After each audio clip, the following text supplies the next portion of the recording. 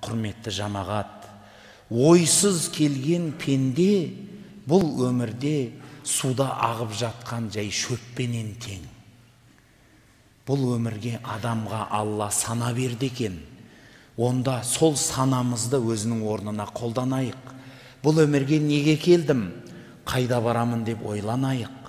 Және құлшылық ғибадатымызды Алла нәсіп еткен екен. Сол құлшылығымызды сауатты оқуға әрекет жасайық.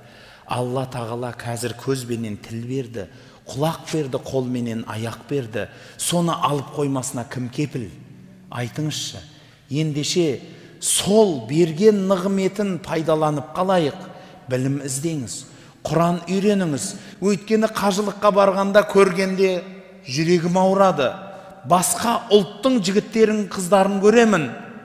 Отыра қалып Қағбатулланың жанында Қағбаны айналады да аяғы шаршаса отыра салып Құранды алады да Құранның арабшасынан оқып, судыратып отырады. Біздің қазақтың жігіттері мен қыздарын көресін. Қағбатулланың жанына барып умра жасайды. Қағбаны айналады да отыра салып, Қағбада қанша люстра бар екен деп люстра санайды. Өйткені оқуға сауаты жоқ. Ана люстрада пәлен ләмпішке бар екен. Біреу, екеу, бесеу, 37-сі жанып тұрай. Құдай-ау, не дейді? Мына жерде микрофон бар екен. Ана жерде камера тұр екен. Мына жердің ойуы көк екен, ана жері жасыл екен. Одан басқа зерттейтін ісі жоқ. Ойлаңыз, жүрегіңіз ауырмайды ма? Халайық-ау, ақыры Алланың үйіне бардыңыз. Құдай сол жерге қайтып алып барама жоқ па? Ондай болса, әрбір сәтіңізді, әрбір сол жерде өткізген сәтіңізді пайдалы өткізгенге не жетсін? Құрметті жақсылар, Алла тағала сізбенен бізге қамшының сабындай ғана қысқа өмір берді. Сол өмірді біз зая ғып өткіземіз. Тым болмағанда осы өмірдің бір бұрыштарын ғана Алла жайында ойлансақ, кішкентай уақытымызды болса да, күніне бірнеше минут болса да білім іздеумен өткізсек екен дегім келеді. Өйткені осы сөзден сөз шығады ғой, бұны қозғағым келмеп еді. Бірақ жүрген жерінде айтпасқа амалым қалмайды. Құран-ы Кәримде Алла тағала айтады: намазға мас халде жақындамаңдар дейді. Солай айтылады ғой Құранда. Ла тақрабус салата ва антум сукара. Мас халде намазға жақындамаңдар. Неге? Хатта та'ламу ма тақулун. Өздеріңнің айтып атқан нәрсеңді білгенге дейін дейді. Ал енді сізге сұрақ.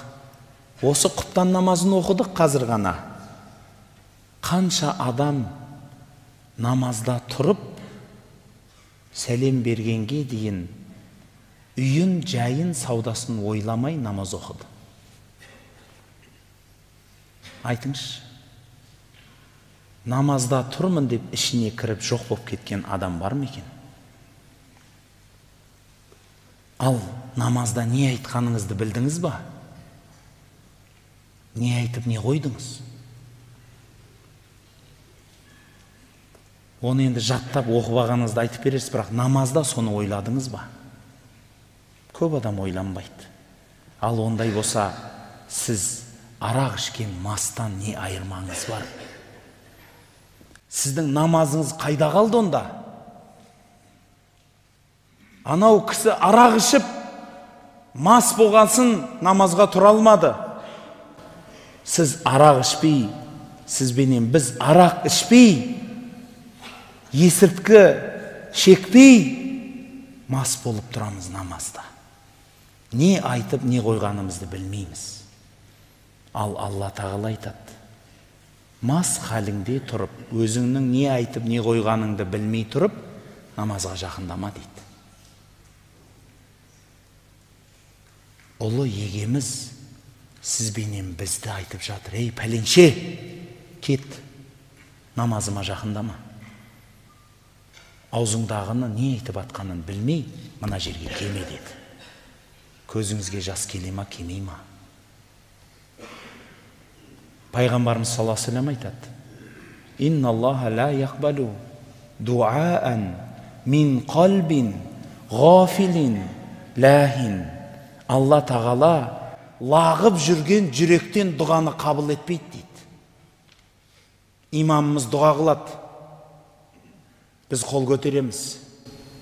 Бірақ сол қол көтергенде Аллахым, Аллахым қабыл ет деп отқан адамды аз байқаймын. Отырып алады да жан-жағына қарап отырады. Күрткімді қайда қойдым, ана күртешені. Оның қалтасына телефон сап қойдым ба, өзі дауысын өшіріп қойдым ба. Аумин деді ғой, болды, аумин деді. Не болды сонда? Дұға қабыл болды ма? Иншалла қабыл болған шығар, енді Құда қаласа. Ниет бар ғой. Бірақ пайғамбардың сөзіне лайықты болдық па?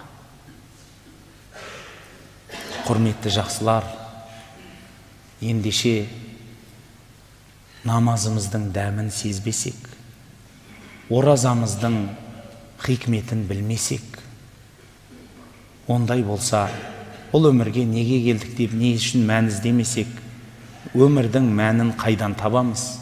Абай атамыз әуел бастан айтып кетті: адамды сүй, Алланың хикметін сез.